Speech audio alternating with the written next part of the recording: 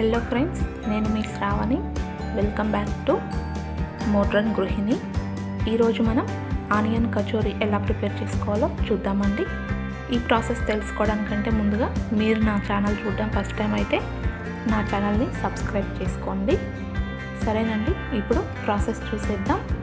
దానికంటే ముందుగా తెలుసుకోవాల్సింది ఏంటంటే, ఇక్కడ కచోరీను నేను గోధుమ పిండితో చేశానండి. మీకు బయట అయితే మైదాతో చేస్తారు, కాబట్టి నేను మైదాని స్కిప్ చేయాలని ఇలా గోధుమ పిండితో చేస్తున్నాను. ముందుగా 1 కప్ గోధుమ పిండి తీసుకున్నామండి. ఇందులో వాము కొద్దిగా, సాల్ట్ టేస్ట్ తగినంత, మన స్టఫింగ్లో కూడా వేసుకుంటాం కాబట్టి సాల్ట్ కొద్దిగా వేసుకోండి. నెయ్యి వేడి చేసింది, వేడిగా ఉన్నప్పుడే యాడ్ చేసుకోవాలి.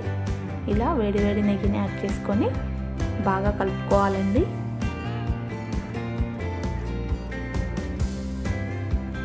ఇలా మీరు చేతితో కలిపిన తర్వాత ఇలా ఉండకడితే ఉండలాగా అయిపోతుందండి. ఇప్పుడు మనం కొద్దిగా వాటర్ వేసుకుంటూ ఈ పిండిని కలుపుకుందాం.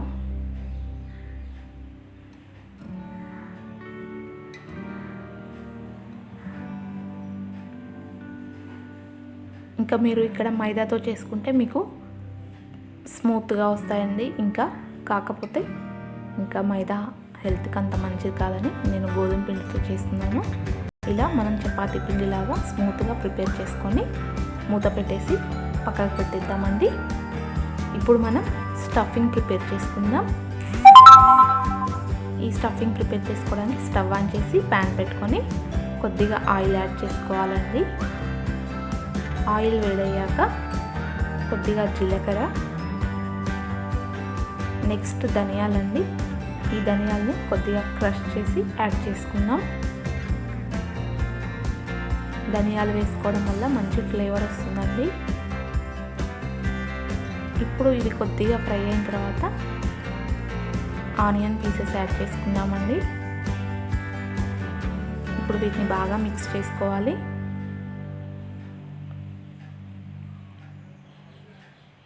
ఆనియన్స్ మనకి బాగా ఫ్రై అవ్వాల్సిన అవసరం లేదండి. ఈ కచోరీలకి కొద్దిగా కుక్ అవుతే సరిపోతుంది. ఈ ఆనియన్స్ కొద్దిగా కుక్ అయిన తర్వాత ఉడికించి స్మాష్ చేసుకున్న బంగాళాదుంపని యాడ్ చేసుకుందాం. ఈ బంగాళాదుంప కొద్దిగా పచ్చి వాసన పోయే వరకు, అంటే ఒక 3-4 మినిట్స్ కుక్ చేసుకుంటే సరిపోతుంది. ఇప్పుడు ఇందులో స్పైసెస్ యాడ్ చేసుకుందామండి. టేస్ట్ తగినంత కారం, సాల్ట్, ఇంకా ధనియాల పొడి కానీ మసాలా కానీ, ఇప్పుడు చాట్ మసాలా, ఇంతవరకే యాడ్ చేసుకుంటామండి స్పైసెస్. మీ దగ్గర ఆమ్చూర్ పౌడర్ ఉంటే అది కూడా యాడ్ చేసుకోవచ్చు, లేదంటే వదిలేయండి. ఇప్పుడు వీటిని బాగా మిక్స్ చేసుకొని పచ్చివాసన పోయే వరకు ఫ్రై చేసుకోవాలి.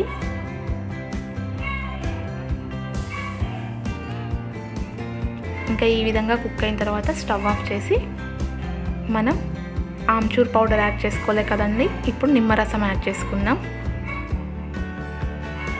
స్టవ్ ఆఫ్ చేసిన తర్వాత మాత్రమే యాడ్ చేసుకోండి నిమ్మరసం. స్టఫింగ్ రెడీ అయిపోయినట్టే. ఇప్పుడు మనం ముందుగా పిండి కలిపి పెట్టుకున్నాం కదండి, ఇక ఆ పిండిని మళ్ళొకసారి బాగా మిక్స్ చేసుకోండి.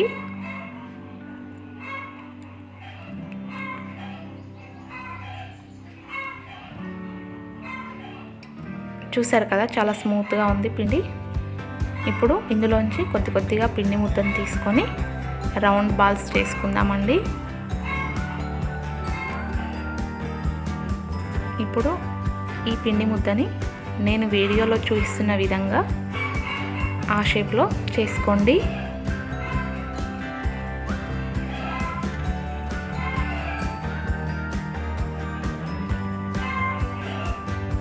ఆ షేప్లో చేసుకున్న తర్వాత మనం ప్రిపేర్ చేసుకున్న స్టఫింగ్ని ఫిల్ చేద్దామండి.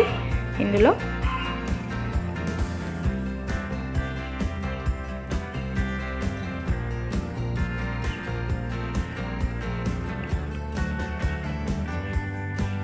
ఇలా స్పూన్ తోటి ప్రెస్ చేస్తూ స్టఫింగ్ని ఫిల్ చేసుకుందాం. స్టఫింగ్ ఫిల్ చేసుకున్న తర్వాత నేను వీడియోలో చూపిస్తున్న విధంగా కచోరీలని ప్రిపేర్ చేసుకోండి. ఇలా బొటన వేలుతో ప్రెస్ చేస్తూ స్టఫింగ్ అనేది బయటికి రాకుండా మనము ఈ కచోరీలని ప్రిపేర్ చేసుకోవాలి.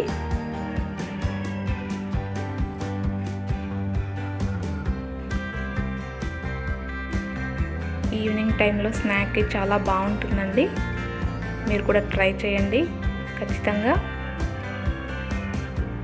ఇంకా ఈ కచోరీలని ఇలా ఫోల్డ్ చేసిన తర్వాత మనకి పైన ఎక్సెస్గా పిండి వస్తే ఆ పిండిని తీసేయాలండి. ఎక్కువగా ఉన్న పిండిని తీసేసి ఇంకా పూర్తిగా క్లోజ్ చేసి మనం కచోరీలని ప్రిపేర్ చేసుకోవాలి. ఇప్పుడు ఇలా ఒక ప్లేట్లో పెట్టేసి మనం లోపల స్టఫింగ్ ఉంది కదండి, అది పూర్తిగా స్ప్రెడ్ అయ్యేలాగా అడ్జస్ట్ చేసుకోవాలి. అంతేనండి, ఇక కచోరీలు రెడీ అయిపోయినట్టే. ఇలానే ఇక మనం మిగిలిన పిండితోటి స్టఫింగ్ తోటి అన్నీ ప్రిపేర్ చేసి పెట్టుకోవాలి. ఇప్పుడు డీప్ ఫ్రై కొరకు స్టవ్ ఆన్ చేసి బాండీ పెట్టుకొని ఆయిల్ తీసుకుందాం. ఆయిల్ బాగా వేడయ్యాక ఫ్లేమ్ని మీడియంలో పెట్టుకొని ఈ కచోరీలని ఆయిల్లో వేసి డీప్ ఫ్రై చేసుకోవాలి. మీరు హై ఫ్లేమ్లోనే ఉంచి డీప్ ఫ్రై చేస్తే పైన మాత్రమే కుక్ అవుతాయండి, లోపల ఉడకవు, మనకి పచ్చిగా ఉంటాయి. కాబట్టి బాగా కాగిన నూనెలో వేసి మీడియం ఫ్లేమ్లో వేయించుకుంటే బాగుంటాయి.